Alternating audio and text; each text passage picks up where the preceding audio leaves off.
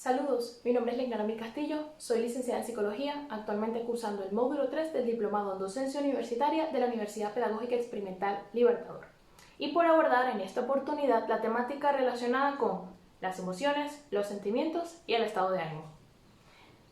Si yo manifiesto, por ejemplo, que experimento una emoción de miedo, eso automáticamente significaría que mi sentimiento también es de miedo y que mi estado de ánimo, por lo tanto, es como el de una persona temerosa o asustada. Hoy en día es tanta la información que se difunde en relación a las emociones, algunas más acertadas que otras, pero que ejercen una gran influencia en el hecho de que la gran mayoría de las personas sostiene una noción en relación a las 5 emociones básicas: la alegría, la tristeza, el temor, el enojo y el desagrado. Algunos autores a finales del siglo XX, como por ejemplo Paul Ekman, explican o agregan otras emociones. Hacen mención del deseo, el interés y la sorpresa. No obstante, hoy en día a nivel teórico está más sustentado o se reconoce con más frecuencia las primeras 5 recién mencionadas, inicialmente mencionadas. 5 emociones. Este es el concepto que se utiliza. Pero ¿qué sucede con los otros términos? Es precisamente Paul Ekman, uno de los autores que nos ayuda a comenzar a discernir entre cada uno de ellos. En primera instancia, él explica que las emociones son esta respuesta automática, instantánea, efímera y de mayor intensidad que tenemos todos como seres humanos ante diversas situaciones o circunstancias. ¿Por qué es la de mayor intensidad? Porque si lo vemos como en un orden cronológico, la emoción es la primera reacción, es decir, es la que se encuentra de forma directa con el imprevisto, con la situación que me puede o que puede desencadenar una intensa alegría, tristeza, temor, enojo o un intenso desagrado. Bien, Paul Ekman explicaba que esta emoción duraba unos breves minutos o segundos. Ahora bien, nosotros, que somos los que experimentamos esas emociones, sabemos muy bien que por mucho que acaben esos minutos y segundos, no significa que automáticamente a partir de allí dejemos de sentir. Es decir, reconocemos que hay algo después de la emoción. Vamos a verlo como el hijo de la emoción. Paul Ekman no utilizaba literalmente este concepto, sino que lo explicaba de la siguiente manera. Él podía hablar, por ejemplo, de una situación que me hace reaccionar con un enojo intenso. Transcurren esos segundos, esos minutos, y después quedó una frustración. Él dice, la frustración sería un enojo más disminuido, pero ya estaríamos hablando de un estado de ánimo, que es el de menor intensidad, pero el que perdura, que puede durar horas, todo un día o hasta más tiempo, y es entonces el que influye en el comportamiento o el desenvolvimiento del sujeto. A partir de aquí, diversos autores buscaron establecer esta relación entre las emociones y estos hijos de las emociones, que es el concepto metafórico que estamos utilizando en este momento. Y establecieron relaciones como, por ejemplo, decir que la alegría se asocia con satisfacción, la tristeza con decepción, el miedo con aversión, el enojo con impulsividad y el desagrado con rechazo. ¿Qué sucedió? Que sobre todo desde la psicología, profesionales de la salud mental, al momento de realizar alguna actividad psicoeducativa, algún acompañamiento psicológico, comenzamos a identificar las diferencias en las narrativas de las personas. Lo cierto es que algunos pueden asociar cierta emoción de alegría con satisfacción, pero otros pueden hablarte más bien de la plenitud, de la esperanza, de la admiración o la gratitud, todas interpretaciones asociadas a la alegría. Cualquiera de nosotros pudiese pensar, ¿qué tiene eso de relevante si estamos hablando de la misma alegría? Tiene de relevante a nivel de psicología, es un punto fundamental, sobre todo para aquellas emociones que son más difíciles de manejar.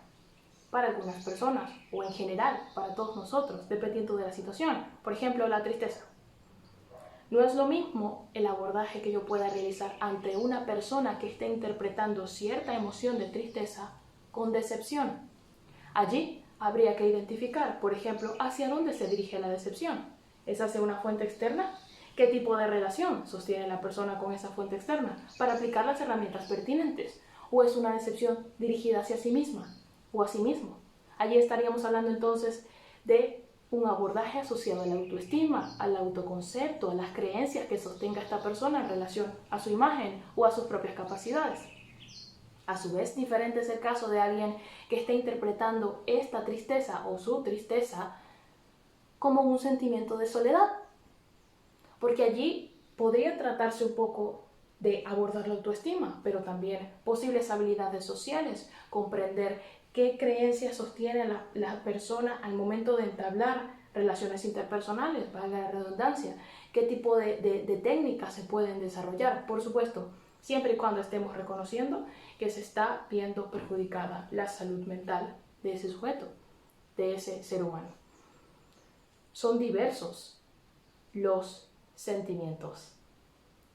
Acá fue cuando nació la necesidad de hablar entonces de sentimientos, porque se comprendía que ya no todo es una única causa, entendiendo como causa las emociones, vinculada a un único efecto, sino que hay diversas maneras de interpretar las emociones y que puede depender de la situación que suceda y de las diferencias individuales. Podemos experimentar por diferentes causas emociones de tristeza que interpretemos de distintas maneras. Una misma persona lo puede hacer. Podemos estar hablando de sentimientos de seguridad, esperanza o desesperanza, motivación, gratitud, envidia, insatisfacción, soledad, decepción, rechazo, entre muchas otras. De aquí que se pasó a que se siguieran reconociendo 5 emociones básicas, pero comenzaran a crearse otras teorías que hablasen de hasta más de 20 o 50 sentimientos. Muchas posibles relaciones entre emociones y sus posibles hijos.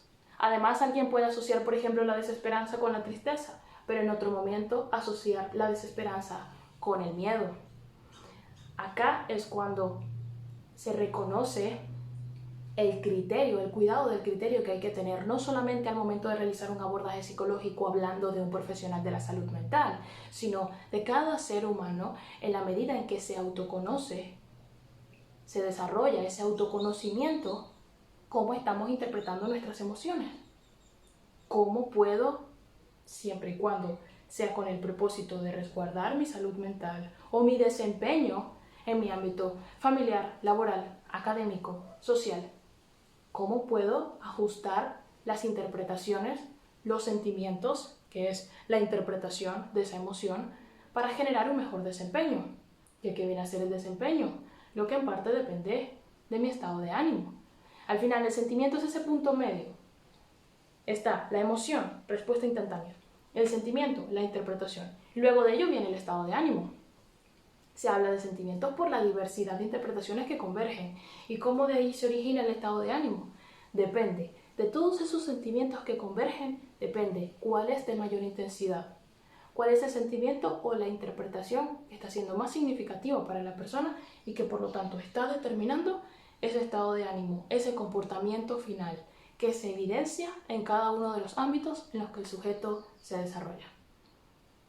Este tipo de temáticas es de gran complejidad, pero es de los aspectos que más se busca difundir desde la psicología, haciendo referencia también a la salud mental, porque lo que se quiere es dar información más acertada y también establecer estas diferenciaciones, estos criterios, estas premisas que lleven a las personas, que inviten a las personas, sean o no profesionales de la salud mental, en la medida de lo posible reconocer estas diferentes interpretaciones, buscar el acompañamiento psicológico cuando lo requieran, para encontrar entonces las herramientas adecuadas, las técnicas adecuadas, las estrategias adecuadas que se adapten a esa interpretación que el sujeto está sosteniendo en base a una emoción específica o en base a varias emociones específicas.